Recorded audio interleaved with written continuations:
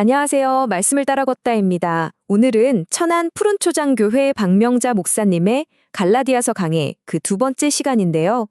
교회의 가장 무서운 적이었던 한 남자가 어떻게 가장 위대한 사도가 될 수 있었을까요?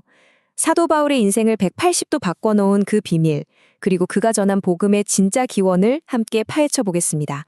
모든 이야기의 시작은 바로 사도 바울의 이 담대한 선언입니다.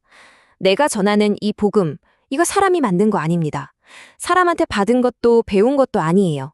오직 예수 그리스도의 계시, 즉 직접적인 보여주심으로 받은 겁니다.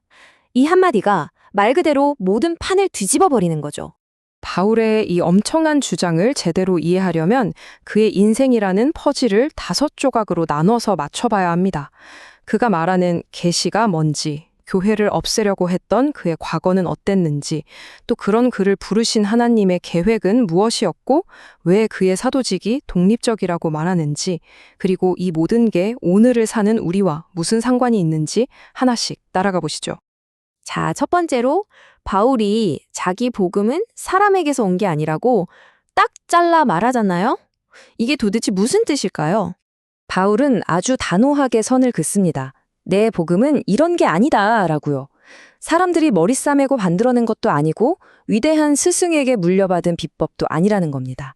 학교에서 배운 지식은 더더욱 아니고요. 그럼 그 복음은 대체 어디서 왔냐? 이게 중요하겠죠? 바울의 대답은 간단명료합니다. 인간의 생각이나 논리가 아니라 예수 그리스도와의 직접적인 만남, 바로 계시를 통해서 왔다는 겁니다.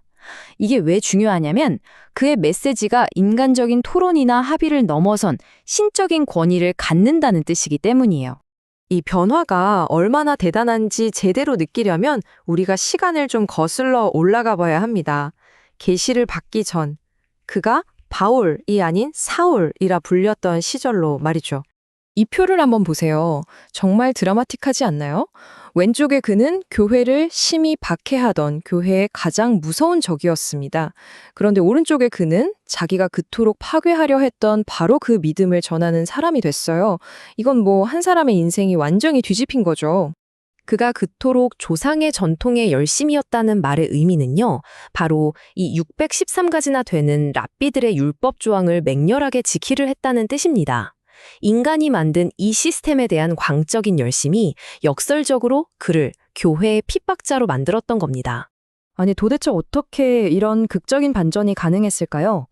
설교는 그 답이 인간의 결단이나 노력에 있는 게 아니라 전적인 하나님의 계획, 바로 하나님의 주권적인 부르심에 있었다고 설명합니다.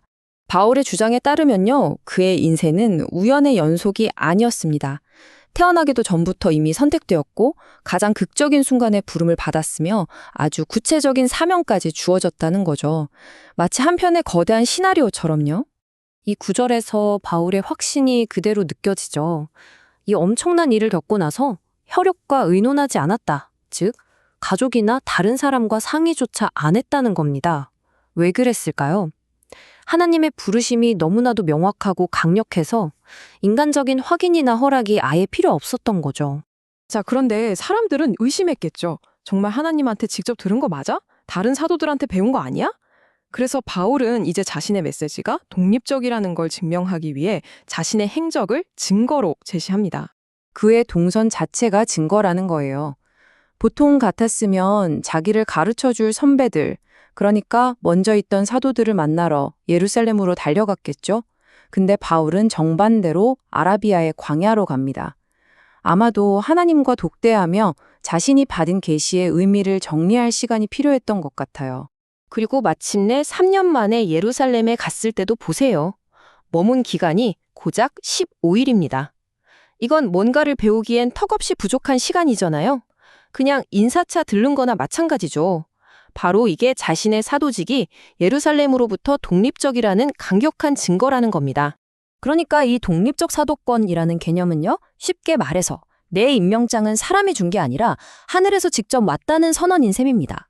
그렇기 때문에 자신의 이방인 사역이 정당하고 또 내가 전하는 복음에는 인간적인 불순물이 섞이지 않았다는 걸 증명하는 거죠. 자, 여기까지가 바울의 이야기인데요. 이게 그냥 흥미로운 옛날 이야기로 끝나면 의미가 없겠죠. 설교는 바로 이 지점에서 오늘 우리에게 아주 중요한 메시지를 던집니다. 네, 정말 궁금하지 않으세요? 거의 2000년 전 사람의 사도권 논쟁이 지금 이 시대를 사는 우리랑 도대체 무슨 상관이 있는 걸까요? 이유는 바로 이거예요. 바울의 이야기가 사실은 바로 우리 각자의 이야기일 수 있다는 거죠. 그의 삶이 보여주는 건 우리의 부르심이 내가 뭘 잘해서 받는 상이 아니라 전적인 하나님의 은혜라는 것.